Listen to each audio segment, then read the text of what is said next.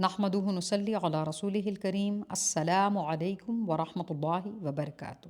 دیکھیں، آج ہم ایک ایسی غلطی کے بارے میں جانیں گے جو کہ افسوس بہت ہی عام طور پر کی جاتی ہے، لیکن کسی کو اس بات کا احساس ہی نہیں ہوتا کہ یہ کتنا بڑا گناہ ہے۔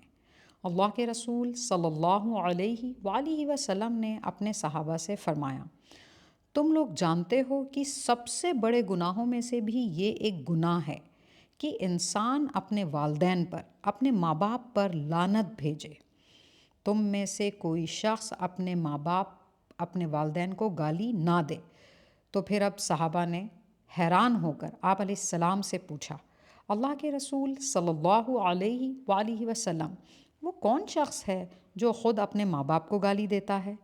تو پھر آپ علیہ السلام نے فرمایا، جو شخص کسی اور کے والدین کو گالی دیتا ہے، دراصل وہ خود اپنے ہی والدین کو گالی دیتا ہے۔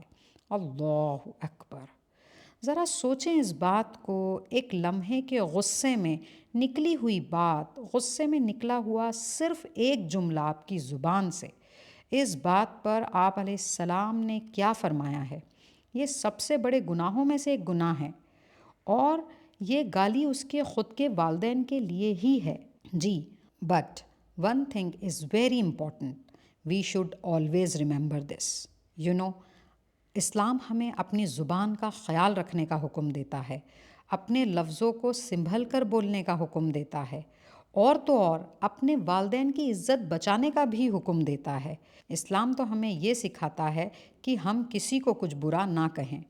تو پھر آپ علیہ السلام کی اس قیمتی بات کو یاد رکھیں، قیامت تک گالیوں سے پرہیز کریں، اپنے اور دوسروں کے والدین کی عزت کو خراب نہ کریں، اس کو خاک میں نہ ملائیں، انشاءاللہ۔ وآخر دعوانا ان الحمد للہ رب العالمین۔